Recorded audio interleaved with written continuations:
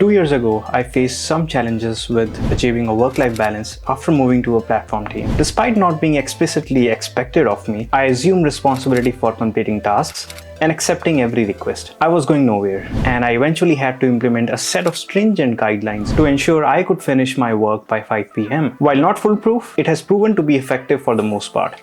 Now it's time for you to break free from the cycle and take control of your life. My name is Gaurav, and today we will talk about my secret to keeping a work-life balance with a full-time 9-to-5 job. Just for your information, I won't bore you with suggesting a good morning routine or how to focus during the day. I won't even throw a time management metrics in your face, which a lot of other people do. Well, it never worked for me. If it works for you, great. Chapter 1. Let's quickly understand what a 9-to-5 is. When we talk about a 9-to-5 job, we are not necessarily talking about a strict 9-to-5 work schedule. It could be any set of hours as long as it's a traditional full-time job.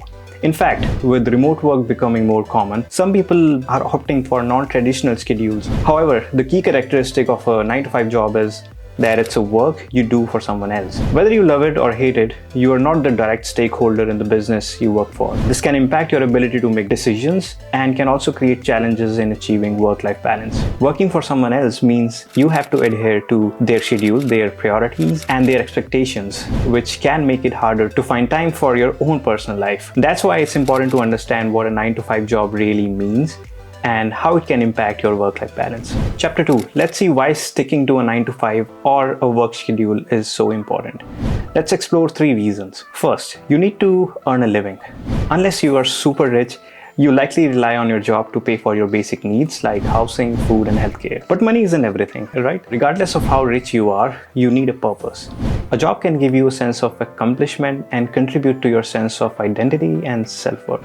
A 9-to-5 job can also provide structure and balance in your life. It can help you establish a routine and create boundaries between work and leisure time, which is important for your mental and physical health. This routine thing is often overlooked by a lot of people. 9-to-5 kind of forces you into a routine, and now that you have a routine, you can piggyback or tag along other stuff like exercising, entertainment, gaming if you will, or just get a new hobby. Chapter 3. When can a bad work-life balance be okay? It's important to consider whether working beyond 9-to-5 is truly beneficial for you. If you don't have a purpose beyond your 9-to-5 job, working extra hours may be the right thing to do. In fact, there's something called the work paradox that suggests that while people may feel skilled and challenged while at work, they may feel bored and unfulfilled outside of work if they don't have any meaningful activities or hobbies to engage in. But they still want to work less and engage more in leisure.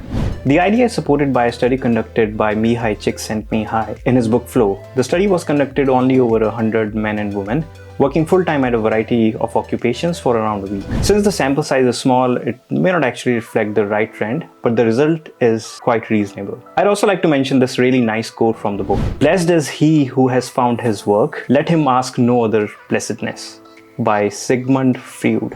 And that's where we come to this thought of loving your job. If you love your job, then maybe it's fine to just go beyond that 9-to-5 and be at it for as long as you can do it. So far, we have seen 2 conflicting views on work-life balance, which effectively means you kind of need to define your own balance for yourself. Which brings us to chapter 4, my 9-to-5 work-life balance. I think I might have cracked it for myself at least. It seems to be working pretty well for the last 2 years, and here is what I did. I spent some time overthinking and observing, why do I overwork? Where is that urge coming from? So I used to get back from work at around 5 p.m, but apparently before leaving, I was mostly already working on something very involving. Either an incomplete code or code review, exploring a very involving bug, maybe just writing some documentation or replying to an email. Because of this sense of incompleteness, as I call it, I would just maybe go for another hour or 2 to make sure I get done with this so that I can make a new start or basically jump to something new tomorrow. The important task here was to get rid of that feeling of incompleteness. The next thing I did was to plan. Trust me, when you have a lot of things to do, things start to tumble unless you have some kind of round-robin algorithm to resolve it. A round-robin algorithm is a simple way to manage tasks by cycling over them in a fixed order. I did 3 things. First, Creating a personal planner with quarterly, weekly, and daily cues. Second, strictly stopping the work right at least 20 minutes before ending my work. Then third, updating the progress of the current task in the planner. Well, the crux of this framework is to stop the work at 4 or 4:30 p.m., which in your case would be around 30 minutes before the finish line for that day. Make a hard stop. Stop it. And update the progress of the task that you're working on right now in your planner. Next morning, when you are creating your plan for that day, put that task as the first task for that daily queue. Now the progress that you have uploaded last evening will help you to pick it up exactly where you left it from. This super simple thing has done wonders for me. It had a few downsides, but I see these as bright sides. My weekly and daily planning is much better and more concrete now. It makes it easier for me to say no more often. My fun time at the office has reduced because I know there is no escape hatch to work more once I get back home. Because I have so much of detail in my daily planner doc, it helps me to use the same stuff for my performance evaluation later on. And I think we have enough of a framework for today. We will get back with even more details in some other video. Don't forget to hit the like button and share this video with your colleagues, batchmates, friends. And folks, I've noticed that around 40% of my audience these days is not subscribed to the channel. What are you guys waiting for? What are you waiting for, huh? Just go ahead and do it right away. And thanks for watching 100 GB. See you later.